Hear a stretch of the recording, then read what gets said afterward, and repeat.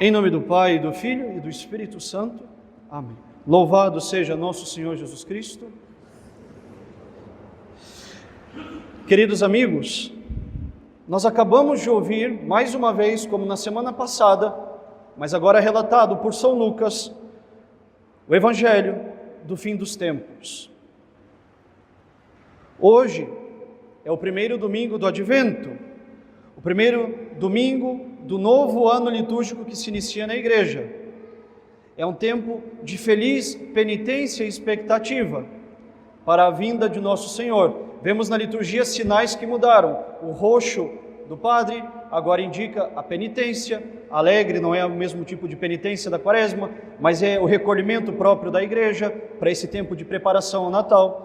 Nós temos a tradição da coroa do Advento com as 4 velas, que a cada domingo se acenderá uma, simbolizando que está mais próxima a chegada e o dia do Natal. Não há mais o glória na missa, símbolo da solenidade e dos festejos da igreja. É tempo de recolhimento, chegou o Advento. É Advento e nós estamos nos preparando para celebrar a primeira vinda de nosso Senhor a este mundo, o dia do seu nascimento. Mas o sacrossanto tempo do Advento também nos faz lembrar a segunda vinda de nosso Senhor, aquela que se dará no fim dos tempos, e é por isso que nós ouvimos o Evangelho dos fins dos tempos neste domingo, onde se diz que Jesus voltará em glória e majestade no fim dos tempos. É nosso dogma, é a nossa fé. Esse mundo vai terminar e Jesus voltará, virá sob as nuvens do céu para julgar vivos e mortos, e o seu reino não terá fim, diz o creio. É por essa razão, então, que nós acabamos de ouvir o Evangelho de São Lucas, que nos narra os acontecimentos que precederão o fim do mundo, antes do retorno de nosso Senhor Jesus Cristo. Os fins dos tempos serão tempos de calamidade e caos, foi o que Jesus disse. E talvez os tempos que nós vivemos hoje, se não são os últimos, são um belo ensaio para o fim do mundo. Haverá confusão de doutrina, haverá falsos profetas, catástrofes naturais e, por fim, haverá a chegada e o reino do Anticristo. Mas, vejam, meus amigos, se a verdade é que Jesus nos prediz que será um tempo de grande calamidade, Jesus também nos consola com uma frase que muitas vezes passa desapercebida no Evangelho de hoje. Nosso Senhor nos diz assim: erguei as vossas cabeças, porque se aproxima a vossa redenção. É uma ordem muito consoladora de nosso Senhor. Erguei as vossas cabeças. Quando na nossa vida nós passamos por tribulações, por angústias, por sofrimentos, perseguições e todo tipo de mal, nós devemos ouvir, ecoar em nós essa ordem de nosso Senhor Jesus Cristo: erguei as vossas cabeças. Um cristão tem sempre o olhar voltado para o céu. Mesmo em meio a toda angústia e problema, em toda dor e sofrimento, um católico tem sempre os olhos fitos nos céus, a cabeça e o coração ancorados na vida eterna. Erguemos as nossas cabeças para olhar os céus e esperar que de lá venha o nosso auxílio. O nosso auxílio vem dos céus, e é por isso que, pela fé, devemos sempre olhar para lá e invocar a ajuda de Deus. Olhar para os céus e ver nas moradas celestes a nossa verdadeira habitação, meus amigos. Olhos fitos nos céus, olhos fitos nos céus.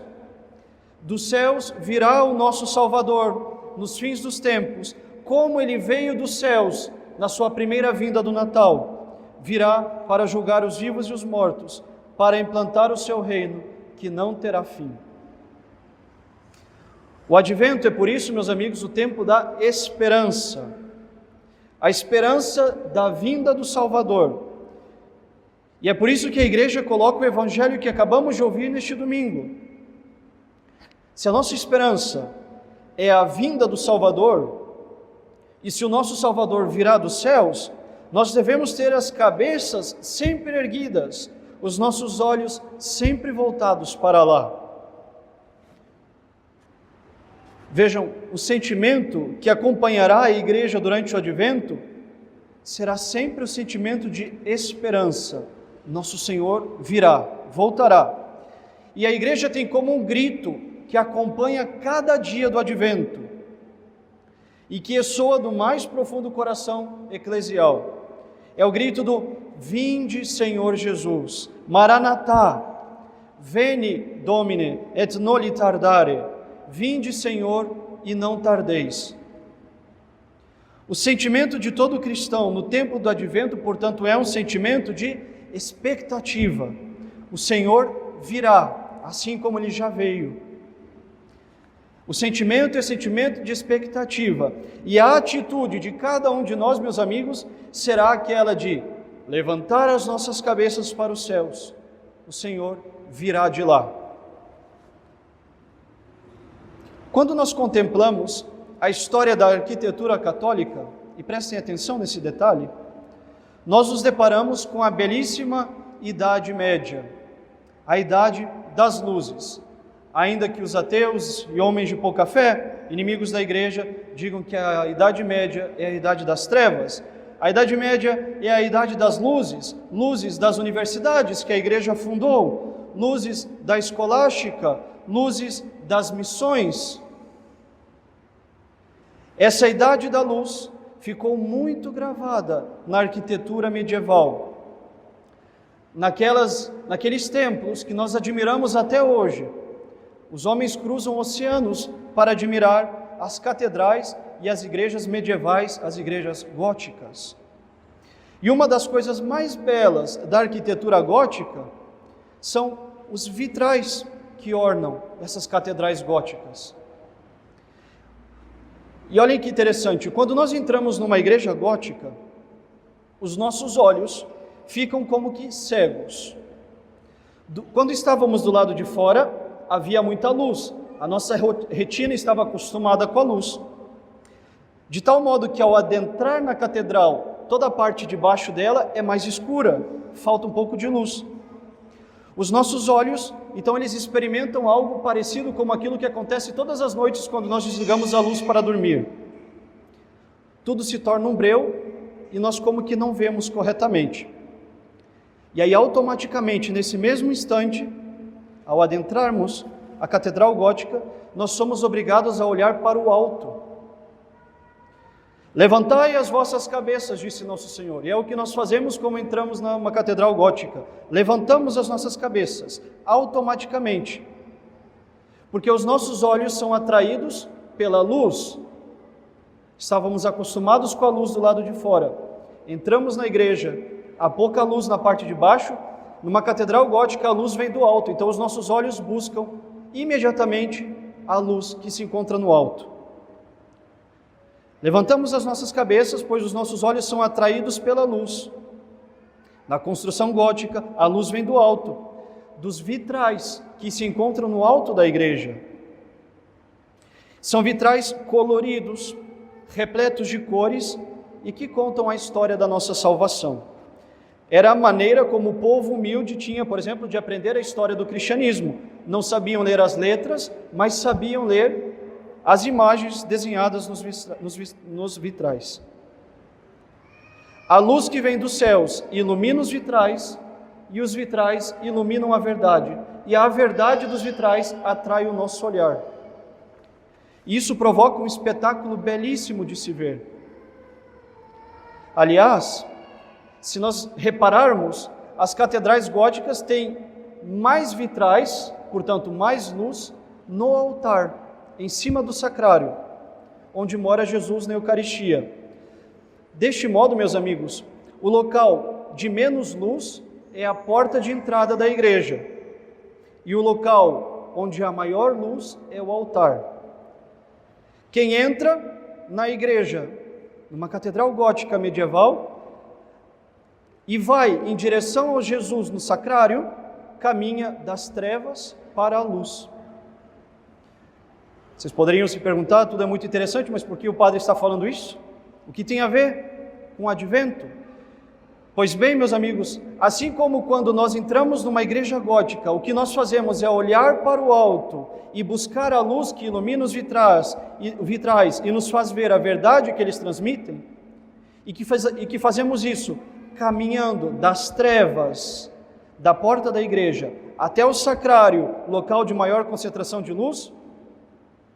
Assim também, neste advento que se inicia, nós devemos levantar os nossos olhos para os céus e buscar a luz que ilumina as nossas inteligências, a luz que é o próprio Jesus. Jesus é a luz que ilumina as nossas trevas. E reparem, ele poderia ter quisto nascer durante o dia, mas nasceu durante a noite. E foi por isso que ele nasceu durante a noite, pois ele veio para iluminar a noite das trevas. Assim como os nossos olhos, numa igreja gótica, desejam o céu para poder ver a luz, assim os nossos corações e a nossa inteligência devem levantar os seus olhos para buscar a nosso Senhor, que ilumina as nossas vidas nesse tempo de advento. Nós devemos sair das trevas e caminhar até a luz que é Jesus. Aliás, esse é o mandamento de São Paulo na leitura da missa de hoje. Renunciemos, portanto, às obras das trevas e revistamo-nos das armas da luz. Caminhemos honestamente como quem anda em plena luz. E para caminhar olhando para a luz que vem do alto, é preciso cumprir a ordem de Nosso Senhor no Evangelho de hoje. Erguei as vossas cabeças. Devemos buscar o sentido da nossa vida em Nosso Senhor Jesus Cristo, que é a luz das nações, que brilhará na noite do Natal. Aliás, o Natal inicia com o brilho do nascimento de Nosso Senhor durante a noite e termina no dia 2 de fevereiro, na festa da purificação e da apresentação, que é a festa em que Simeão confessa diante dos homens e publicamente que Jesus é lumen ad revelationem gentium, a luz que veio para iluminar as nações. Essa é a beleza e o significado dos vitrais góticos dentro do tempo do Advento. E, para terminar, os vitrais góticos nos dão uma última lição, da qual nós também podemos tirar um fruto nesse tempo do Advento. Reparem, assim como a luz do sol, que vem de fora, revela os desenhos de um vitral e ilumina uma catedral inteira, sem quebrar e sem romper um vitral, a luz passa pelo vitral sem destruir esse vitral. Da mesma maneira, nosso Senhor Jesus Cristo, luz das nações, luz do mundo, veio ao mundo na noite de Natal sem romper a virgindade de Nossa Senhora. É o que nos diz São Bernardo: como o esplendor do sol atravessa o vidro sem quebrar e penetra na sua solidez com sua impalpável sutileza, assim o Verbo de Deus, luz do Pai, Jesus Cristo, penetra na morada da Virgem Maria e sai, esse Verbo, Jesus sai dela de seio intacto. Daí, meus amigos, vem o dogma da virgindade perpétua de Nossa Senhora, que foi e é virgem antes, durante e depois do parto. Isso tudo porque Nossa Senhora é o vitral de Deus, no qual a luz divina revela Jesus aos homens. Por isso, se nós quisermos ter um advento frutuoso e uma boa preparação ao Natal de Nosso Senhor Jesus Cristo, preparemo-nos também para a parousia, a segunda vinda de Nosso Senhor. Nós devemos fazer isso junto de Nossa Senhora. Vejam a antífona da comunhão de hoje, pois podem ler os que têm os missais, e reparem, está escrito: o Senhor dará a sua bênção e a nossa terra dará o seu fruto. Na Eucaristia nós colhemos esse fruto, é Jesus Ele mesmo. E a terra que deu fruto, aquela terra que gerou Jesus, é Maria. O advento está intimamente ligado à devoção a Nossa Senhora. É graças ao sim dela que nós temos Jesus encarnado no Natal e hoje presente na Eucaristia. Só celebramos Natal pois Nossa Senhora aceitou trazer Cristo ao mundo. Jesus veio a nós por meio de Maria, como a luz vem à catedral por meio de um vitral. Quem seria louco de ir até ele por outro caminho que não fosse Maria?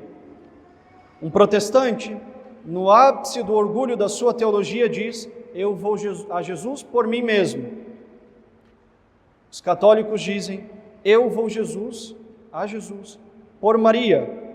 Se Jesus fez assim para vir até nós, seríamos loucos de não ir a Ele por ela?